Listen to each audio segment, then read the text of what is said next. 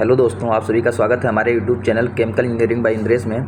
आज आप सभी लोगों के लिए लेके आया हूँ हीट एक्सचेंजर्स के क्वेश्चंस। चलते हैं अपने पहले क्वेश्चन की तरफ। अपना पहला क्वेश्चन है, in which type of heat exchanger do the fluid move perpendicular to each other. ठीक है, तो अगर परपेंडिकुलर हार्ड फ्लूइड और कोल्ड फ्लूइड अगर परपेंडिकुलर एक दूसरे की मूव करते हैं, ये अगर अपना कोल्ड फ्लूइड है और हार्ड फ्लूइड इस तरीके से मूव करते हैं, हार्ड फ्लूइड, तो उसको क्या बोलते हैं? क्रॉस फ्लो बोलते हैं। लेकिन जब अपने जो अपना पैरेलल फ्लो होगा, तो उसमें जो हार्ड फ्लूइड होगा, हार्ड फ्लूइड और कोल्ड फ्लूइड वो सेम डायरेक्शन से इंटर करेंगे और सेम डायरेक्शन से एग्जिट करेंगे। ये पैरेलल फ्लो के केस में है। लेकिन जब काउंटर फ्लो होगा, क्रॉस फ्लो में एक दूसरे के परपेंडिकुलर होंगे, जो अपना क्वेश्चन पूछ रहा है, तो इसका सही आंसर क्रॉस फ्लो है। लेकिन अगर को काउंटर करंट होंगे तो उस केस में क्या हो जाएगा? अपना हार्ड फ्लूइड और कोल्ड फ्लूइड, हार्ड फ्लूइड अगर इस डायरेक्शन में फ्लो हो रहा है तो कोल्ड फ्लूइड अपना इस अपोजिट डायरेक्शन में फ्लो होगा।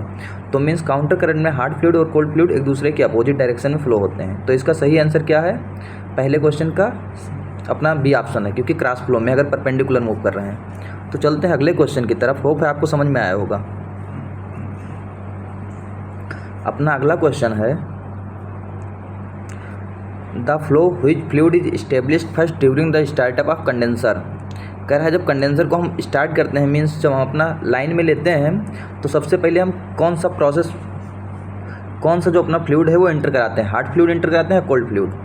तो कंडेंसर के केस में क्या होता है, जो अपना कूलिंग वाटर है या कूलिंग जो मीडियम है, सबसे पहले उसको इंटर कराते हैं। क्यों कराते हैं? अगर हम सपोज करो, अगर मैं अपना हार्ड फ्लूइड इंटर करा दिया, मीन्स अगर अपना वेपर इंटर हो गई, तो क्या होगा? अपना कोल्ड फ्लूइड है नहीं कोई हीट एक्सचेंज करने वाला, तो हीट एक्सचेंज नहीं हो पाएगी। तो जो प्रोसेस इनलेट है वो प्रोसेस आउटलेट में जाएगा। उसके बाद जब अपना क्या होगा, जब अपना किस केस में जब अपना कूलिंग वाटर देंगे तो हीट ट्रांसफ़र होगी। तो कंडेंसर का क्या काम होता है? फेज चेंज करना। जो वेपर है वो लिक्विड में जाएगा, वेपर जो होगा वो लिक्विड में कंडेंस होगा। जब उस केस में जो अपना लिक्विड होगा वो प्रोसेस के आउटलेट लाइन में जाएगा, तो वहाँ पर ऑलरेडी वेपर प्रेजेंट रहेगी। तो वेपर प्रेजेंट रहेगी तो उसके साथ क्या करेगा? जो अपनी लाइन है उसमें हैमरिंग होने के चांसेस रहते हैं। तो इसलिए सबसे पहले हम क्या करते हैं? कूलिंग वाटर इनलेट कराते हैं। होप है आपको समझ में आया होगा। चलते हैं अपने अगले क्वेश्चन की तरफ। अपना अगला क्वेश्चन है, देखते हैं अपना अगला क्वेश्चन क्या है।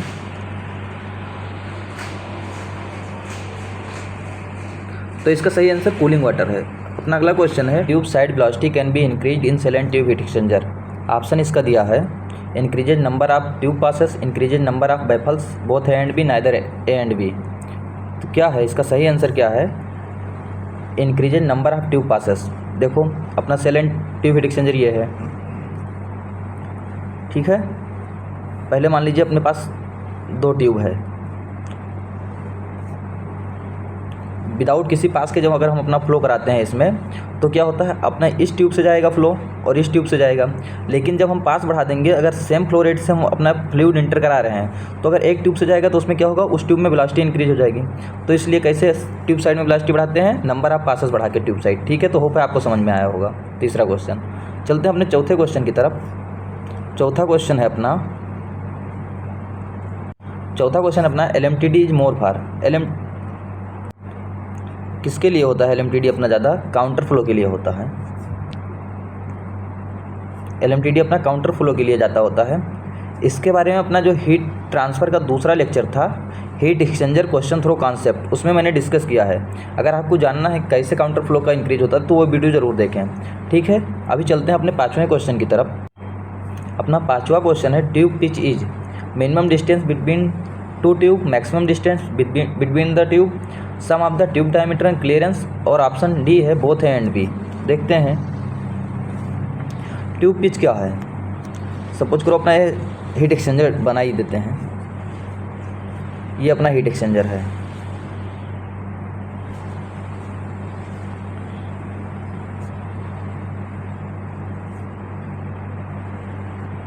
ये अपनी ट्यूब है,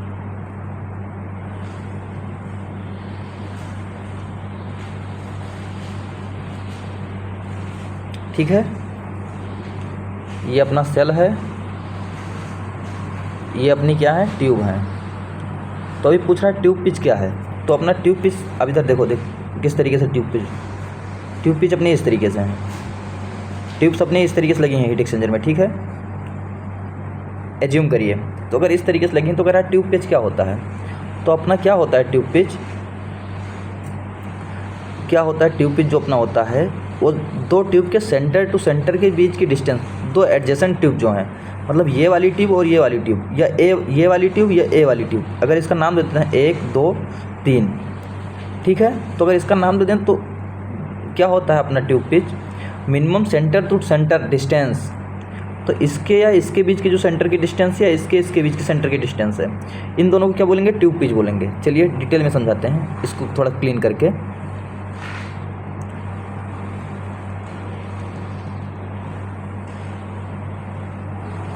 देखिए अगर अपनी ट्यूब इस तरीके से, अभी बता दिए किस तरीके से थी, ये ट्यूब है, ये ट्यूब है, ये ट्यूब है, ये ट्यूब है, ये हैं, ये हैं, ये ट्यूब है, ये 1 नंबर, ये 2 3 4 5 6 7 8 ट्यूब लगी हैं। अभी क्या है, हमको ट्यूब पिच डिफाइन करना है। ट्यूब पिच होती क्या है, तो ये ट्यूब पिच होती हैं तो एडजेसेंट ट्यूब के बीच सेंटर टू सेंटर डिस्टेंस को, इस ट्यूब के सेंटर इस ट्यूब के सेंटर के बीच की जो ये डिस्टेंस है इसको कहते हैं ट्यूब पिच। तो और दो एडजेसेंट ट्यूब के मिनिमम डिस्टेंस को क्या बोलते हैं, क्लियरेंस। तो ये पॉइंट और ये पॉइंट, ये जितना डिस्टेंस है इसको क्या बोलते हैं, क्लियरेंस, क्लियरेंस बोलते हैं। और अगर ये रेडियस है इस ट्यूब की आर, अगर इस ट्यूब की आर रेडियस, अगर इन दोनों को जोड़ेंगे तो क्या बन जाएगा, डायमीटर। तो क्या हो जाता है अपना ट्यूब पिच, क्लियरेंस और डायमीटर का योग हो जाता है। ये किस में पूछा गया था क्वेश्चन, 2021 में जो HPCL वाईजेक वाला पेपर हुआ था उसमें एक क्वेश्चन पूछा गया था। तो इसका सही आंसर सी है। होप है आपको समझ में आया होगा। अभी ट्यूब पिच कितनी होनी चाहिए, ट्यूब पिच की वैल्यू कितनी होनी चाहिए, ठीक है। जो ट्यूब पिच है उसका जो मिनिमम वैल्यू होनी चाहिए 1.25 आप ट्यूब डायमीटर, DT मतलब ट्यूब डायमीटर के 1.25 होना चाहिए, ठीक है, मोर होना चाहिए। तो अगर देखते हैं, अगर अपनी सपोज करें ट्यूब डायमीटर अगर अपनी 10 mm है, क्या 10 mm है, तो अपना क्या ट्यूब पिच कितनी होनी चाहिए, अपनी ट्यूब पिच कितनी होनी चाहिए, थोड़ा क्लियर करते हैं फिर बताते हैं।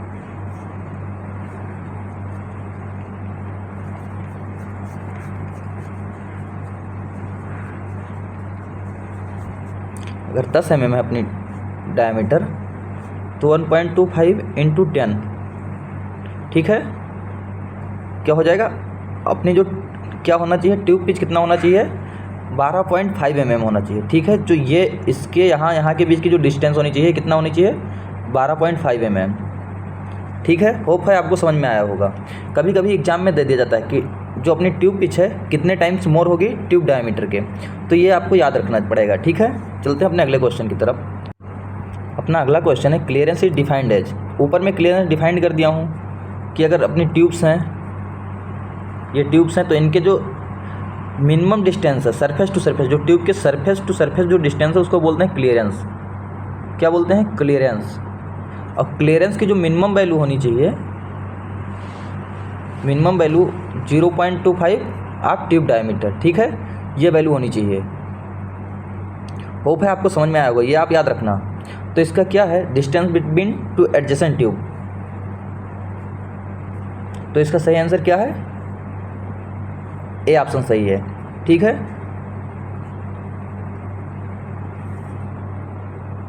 चलते हैं अगले क्वेश्चन की तरफ। अपना अगला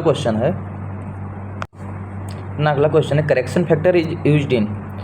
करेक्शन फैक्टर जो अपना होता है वो कहाँ पे यूज किया जाता है। सबसे पहली चीज़ आपको पता होना चाहिए, जो करेक्शन फैक्टर अपना वो पासेस के लिए यूज किया जाता है, जहाँ पर इसको FT से लिखते हैं करेक्शन फैक्टर, जहाँ पर shell and tube heat exchanger या किसी भी heat exchanger, shell and tube heat exchanger वहाँ पर यूज किया जाएगा जहाँ पर एक ही हीट एक्सचेंजर में अपना पैरेलल फ्लो और काउंटर फ्लो दोनों हो रहे हों, वहाँ पर क्या यूज किया जाता है, अपना करेक्शन फैक्टर यूज किया जाता है। तो करेक्शन फैक्टर किसके लिए वैलिड है, ऑल मल्टीपल पासेस के लिए। होप है आपको समझ में आया होगा। करेक्शन फैक्टर की जो वैल्यू होती है वो 0.75 टू 0.85 तक होती है। अगर अपनी करेक्शन फैक्टर की वैल्यू 0.75 से लेस है तो उस केस में क्या हम पास नहीं यूज करते हैं, ठीक है। ये आप याद रखना, डायरेक्टली क्वेश्चन ऐसे पूछे जाते हैं। चलते हैं अपने अगले क्वेश्चन की तरफ। होप है आपको समझ में आया होगा। ना अगला क्वेश्चन है जो corrosive fluid enter in shell and tube heat exchanger. तो कोरेसिव फ्लूइड किस में एंटर कराएंगे? हमेशा ट्यूब साइड में एंटर कराएंगे। अगर सेल साइड में एंटर कराएंगे तो क्या होगा, अपने ट्यूब में भी कोरोजन होगा और सेल में भी होगा, सेल में भी होगा। तो इससे क्या होगा, अपना टोटल कास्ट हाई हो जाएगा। क्या? टोटल कास्ट हाई हो जाएगा। तो इसलिए क्या करते हैं, हम ट्यूब साइड में एंटर कराते हैं अपना कोरोसिव फ्लूइड, जिससे क्या होता है, ट्यूब हम आसानी से चेंज कर लेते हैं, ठीक है। चलते हैं अगले क्वेश्चन की तरफ। आपको समझ में आया हो। अपना अगला क्वेश्चन है, baffle are provided in heat exchanger. Baffles क्यों प्रोवाइड की जाती हैं? बैफल्स प्रोवाइड की जाती हैं increases heat transfer coefficient in tube side. नहीं, जो अपनी बैफल प्रोवाइड की जाती हैं heat transfer coefficient inside, ये जो अपना सेल साइड है उसमें हीट ट्रांसफ़र कोफिशिएंट को इंक्रीज कर देती हैं। और इसका एक काम और होता है, जो ट्यूब होती हैं उसको ये सपोर्ट भी प्रोवाइड करता है। क्या? सपोर्ट प्रोवाइड करता है, ठीक है। चलते हैं अपने अगले क्वेश्चन की तरफ। अपना अगला क्वेश्चन क्या? हाँ, और एक क्वेश्चन और सुन लो। जो बैफल स्पेसिंग अपनी होती है, क्या? बैफल्स स्पेसिंग 1/2 और 1/3 ऑफ सेल डायमीटर, ठीक है। जहाँ ट्यूब डायमीटर था वहाँ dt लिख दिया, जहाँ सेल डायमीटर वहाँ ds लिख दिया, ठीक है। इतना होना चाहिए अपना बैफल स्पेसिंग, ठीक है। चलते हैं अपने अगले क्वेश्चन की तरफ। अपना अगला क्वेश्चन है, heat transfer coefficient will be higher in.